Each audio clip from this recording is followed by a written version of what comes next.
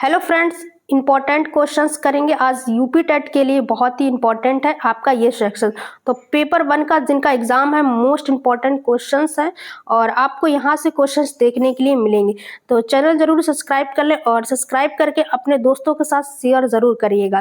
देखिए, पहला प्रश्न क्या है, निम्न में से किस मृदा का निर्माण लावा के द्वारा होता है? लाल मिट्टी, जलोढ़ मिट्टी, काली मिट्टी, लेटराइट मिट्टी। मृदा का निर्माण लावा के द्वारा होता है तो काली मिट्टी का निर्माण होता है। लावा और मैग्मा दो चीजों से काली मिट्टी का निर्माण होता है। और काली मिट्टी में फसलें कौन कौन सी होती हैं? तो ये मोस्ट इंपॉर्टेंट है आपके एग्जाम के लिए। गन्ना आपका, कम्पास हो गया और उसके साथ में मूंगफली। ये तीनों फसलें जो होती हैं ये काली मिट्टी में होती हैं। अगर भारत में पूछा जाए कि मिट्टियां कितने प्रकार की हैं, तो 8 प्रकार की मिट्टियां हैं भारत में। ठीक है, विभाजन किया गया। भारत में सबसे अधिक मिट्टी कौन सी है? तो जलोढ़ मिट्टी है। सबसे अधिक उपजाऊ भी होती है और इसमें अधिक प्रयोग भी की जाती है। इसमें 2 प्रकार की मिट्टियां होती, एक तो न्यू हो गई और एक ओल्ड। एक तो नई हो गई और एक पुरानी हो गई। तो नई मिट्टी कौन सी होती और पुरानी कौन सी होती? देखिए, नई जो होती ये होती आपकी खादर, ठीक है, और पुरानी जो होती ये बांगर होती है। तो आप याद कैसे रखेंगे? देखिए, खादी की जो चीजें होती है वो हमेशा नई होती है, ठीक है। बेकार की चीजें होती है वो हमेशा पुरानी होती है, उनको फेंक दिया जाता है। तो आप इस तरीके से भी याद रख सकते, इंपॉर्टेंट है, कई बार आपके एग्जाम में आया हुआ है। इसके साथ में लाल मिट्टी का जो निर्माण है वो किससे होता है? तो इसका निर्माण ग्रेनाइट से होता है। और इसमें अनाज कौन कौन से होते हैं? देखिए, ज्वार आपका हो गया, इसके साथ बाजरा हो गया, मक्का हो गया, जितने भी मोटे अनाज होते हैं ये सभी लाल मिट्टी में होते हैं। लेटराइट मिट्टी का निर्माण किससे होता है?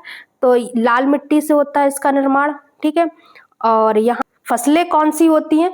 जैसे नारियल के पेड़ हो गए और मसाले आपके हो गए, कहवा हो गए, ये सभी आपके लेटराइट मिट्टी में आते हैं। इनका देखिए, काली मिट्टी जो है वो कौन कौन से राज्यों में पाई जाती है? काली मिट्टी आपकी यहाँ पर गुजरात में, ठीक है, इस क्षेत्र में पाई जाती। इसके साथ में महाराष्ट्र हो गया आपका, ठीक है, और यहाँ पर आपके मध्य प्रदेश, ठीक है, और आंध्र प्रदेश, ये सभी क्षेत्र में काली मिट्टी पाई जाती। कई बार एग्जाम में आपके पूछा गया है। तो गुजरात आपका, मध्य प्रदेश, महाराष्ट्र और आंध्र प्रदेश, ये 4 राज्यों में काली मिट्टी पाई जाती है। नेक्स्ट प्रश्न है, टाइटन किस ग्रह का प्राकृतिक उपग्रह है? बुध का, वरुण का, शनि का या शुक्र का? देखिए, टाइटन जो ग्रह है ये शनि का है। और इसके साथ में याद रखेंगे कि 2 ग्रह जो हैं उनके उपग्रह नहीं है। वो कौन से ग्रह है? एक तो आपका बुध हो गया और शुक्र, ये 2 ग्रह हैं जिनका कोई भी उपग्रह नहीं होता। देखिए, ग्रह जो है वो 8 प्रकार के होते हैं, तो ये मोस्ट इंपॉर्टेंट है, एग्जाम में कई बार आपसे पूछा गया है। देखिए, बुध हो गया, शुक्र, पृथ्वी, मंगल, बृहस्पति, शनि, अरुण और वरुण। और यहाँ पर सबसे छोटा आपसे अगर पूछा जाए कौन सा होता है तो बुध होता है। अगर वहीं पूछा जाए कि सबसे बड़ा आपसे कौन सा होता है तो बृहस्पति होता है। और पृथ्वी तीसरे नंबर पे। और अगर पृथ्वी की कोई बहन अगर पूछी जाए, जुड़वा बहन कौन होती है, तो वो शुक्र होती है। तो इसको भी याद रखिएगा, आपसे कई बार पूछा गया है, ठीक है। तो ये आपके ग्रह थे जो आपके एग्जाम के लिए बहुत ही इंपॉर्टेंट। छोटे और बड़े ग्रह हमेशा आपके एग्जाम में पूछे जाते हैं। वायुमंडल में कौन सी परत पराबैंगनी किरणों को पृथ्वी की सतह पर आने से रोकती है? पराबैंगनी किरणें क्या होती हैं? जो सूर्य की हानिकारक किरणें होती हैं उनको रोकती है। और ये कौन काम करता है? तो ये ओजोन परत करता है। तो ओजोन परत हमारी कहाँ पाई जाती है? तो समताप मंडल में पाई जाती है, ठीक है। तो ये भी याद रखिएगा। इसके साथ में हमारी जो मंडल में परतें होती हैं वो कितनी होती हैं? तो 5 होती हैं। देखिए, पहली क्या होती है? क्षोभ मंडल। इसमें कौन सी घटनाएं होती हैं? जैसे मौसमी घटनाएं, ठीक है, आंधी तूफान आना, ये सारी जो क्रियाएं होती हैं ये सभी क्षोभ मंडल में होती हैं। इसकी अगर पूछा जाए कितनी ऊंचाई पे है पृथ्वी से, तो 18 किलोमीटर। दूसरा है समताप मंडल, इसमें ओजोन परत पाई जाती है और जो हानिकारक किरणें होती हैं वो पृथ्वी से आने से रोकती। और इसके साथ में जो जितने भी वायुयान उड़ते हैं ये सभी समताप मंडल में उड़ते हैं, तो ये भी याद रखना। और ये कितनी ऊंचाई पर है? तो ये 50 किलोमीटर, पृथ्वी से 50 किलोमीटर ऊंचाई पर है, ठीक है। इसके बाद में आता है मध्य मंडल। तो इसमें ये जो ऐसे है पृथ्वी से तो 80 80 किलोमीटर। इसमें क्या क्रियाएं होती हैं? इसमें होती हैं जो आपके उल्का पिंड जो पृथ्वी पर आते हैं उनको रोकती है। इसके बाद में तापमंडल जो पृथ्वी से कितना ऊंचा होता है, तो ये आपका होता है 400, ठीक है, 400 से 640 तक आपका होता है, ठीक है। इसमें क्या क्रियाएं होती? रेडियो तरंगों का संचार होता है। और वायुमंडल में आपका पृथ्वी से लमसम होता है 1000, ठीक है, 1000 ऊंचाई पर होता है। और इसमें क्रियाएं होती हैं जैसे पृथ्वी के द्वारा अवशोषित जो कण होते हैं उनको आने से ये रोकता है, ठीक है, पृथ्वी पर। तो ये आपकी होती है। और आपसे अगर पूछा जाए कि आपके मंडल कितने होते, तो 5 होते। और कभी कभी आपके एग्जाम में ये यहाँ से इंग्लिश में भी कई बार आपके पूछ लिया जाता, तो इंग्लिश में भी आप याद रखिएगा।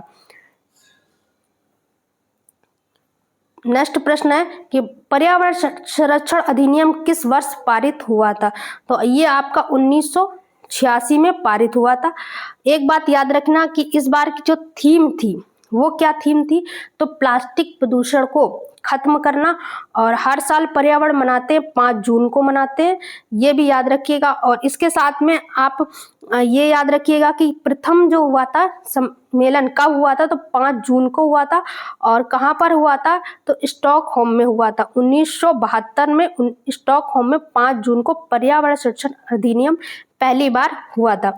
और 1992 में हाथी परियोजना आई थी, एलिफेंट परियोजना आपकी आई थी। नेक्स्ट प्रश्न है कि निम्नलिखित में से कौन सा वृक्ष जैविक कीटनाशक का उत्पादक है? नीम, देवदार, चीड़ या ओक? तो जैविक का उपयोग कीटनाशक का उत्पादक है तो नीम है। इसके साथ में आप एक और याद रखेंगे, तुलसी का पौधा जो औषधि के रूप में हमेशा प्रयोग किया जाता है। ये आपके कई बार सीटेट में क्वेश्चंस आया कि किस पौधे का उपयोग औषधि के रूप में किया जाता, तो तुलसी का पौधा। तो ये कई बार आपके एग्जाम में आया, तो इम्पोर्टेंट है। इसके साथ गंगा, अगला प्रश्न है कि गंगा एक्शन प्लान को लाने का क्या उद्देश्य था? जल की गुणवत्ता, जल की प्रचुरता, जल का वेग या जल के तापमान? देखिए, इसका उद्देश्य था जल की गुणवत्ता को सुधार करना। और गंगा का जो जल परियोजना है सबसे पहले कब आई थी? तो 1985 में आई थी। इसका यही उद्देश्य था कि जो जल है उसको शुद्ध किया जाए। और अगर आपसे पूछा जाए कि भारत की सबसे लंबी नदी कौन सी है, तो वो गंगा है। और कितनी है? तो 25 है। और उत्तर प्रदेश की भी अगर पूछा जाए तो सबसे लंबी नदी गंगा ही है। तो ये बात भी इम्पोर्टेंट है आपके एग्जाम के लिए। अगला प्रश्न है, निम्नलिखित में से कौन सी बायोडीजल फसल है? कंपास हो गया, आपका गन्ना हो गया, जटोफा हो गया और आलू हो गया। तो बायोडीजल फसल जो है वो आपकी होगी जटोफा, ठीक है। जटोफा जो आपकी होती है ये बायोडीजल फसल के अंतर्गत आती है, ठीक है। और ये कहाँ पर होती है? अफ्रीका आपका हो गया और इसके साथ में अमेरिका, ठीक है, वो की जाती है, ठीक है। चलिए नेक्स्ट प्रश्न है, ग्रीन मफलर संबंधित है मृदा से या ध्वनि से या वायु से या जल प्रदूषण से? देखिए, ग्रीन मफलर होता है ना, ध्वनि प्रदूषण से संबंधित होता है। देखिए, याद कैसे याद रखेंगे कि जो ग्रीन मफलर होता है हमेशा कानों में बांधा जाता है, तो ध्वनि कहाँ से सुनते हैं? कानों से। तो ये संबंधित होता है ध्वनि से, ठीक है, ध्वनि प्रदूषण से संबंधित होता है। और अगर हम बात करेंगे कि ध्वनि को मापा कैसे जाता है, ठीक है, डेसिबल से मापा जाता है इसको।